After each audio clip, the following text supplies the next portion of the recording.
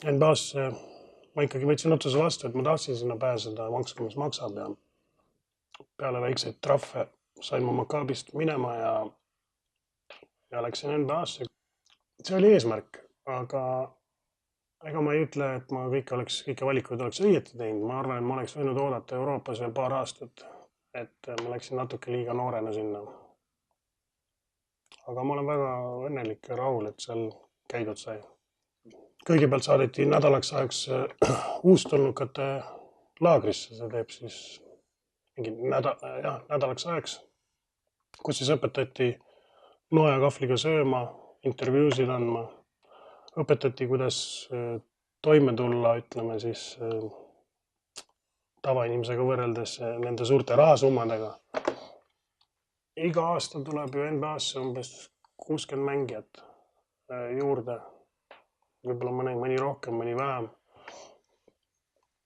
Et sellesse karusselli paremini sobituda peab selle laagri läbi tegema. Aga mul olid seal juba mõned sõbrad ees, Potapenko, Ilgauskas, et meil oli seal huvitav.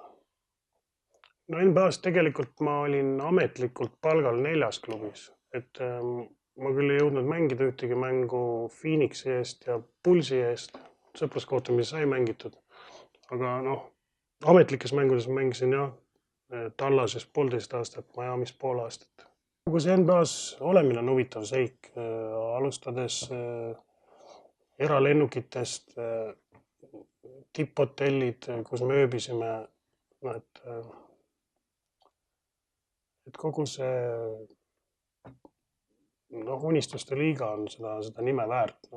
Ma arvan, et minu karjääri parim aeg algas sealt, kus ma liitusin Ivkovitši meeskonnaga, see on siis Ateena Aegis. Et seal ma sain nagu küpsemaks mängumeheks. Ja see oleks olnud, ütleme, see aeg, kus ma oleks võinud, ütleme, NBA-sse minna. Eks mul plaan oli alati tagasi minna, ma käisin mõnel suvelaagris ka, suvelaagrites. Erinevus NBA-ga on selline, et Euroopas üritatakse sind alati platsile suunata, ükskõik on seal mingi vigastus, väikene ribil mõra sees või ikkagi antakse mingid süstid tagumikku ja rindkerre. Ma räägin kas enda pealt, mul selline probleem oli ja siis valuvaigistitega sai nagu mängitud. NBA-s on nii, et ravitakse sind täiesti terveks ja siis saad alles uuesti platsile. Et see on nagu vahe. Euroopas võid saada hundipassi, ütleme, kui sa oled liiga pikalt vigane. Kreekas oli nii, et meie kodumängudele ei lastud vastas fänne ja see reegel oli kõik need 3 aastat, mis ma seal mängisin. Sest et sellega hoiti ära erinevad kokkupõrked. Ainult karikamängudel tahtsid tulla mõlemad fännid ja siis alati toimus ka midagi, et kas pandi autosid põlema, prügikast ja rahvas märatses olenemata võidust või kaotusest. Mulle meeldis igal pool mängida. Kui seal korvpalliplatsil on asjad paigas, siis on kõik korras.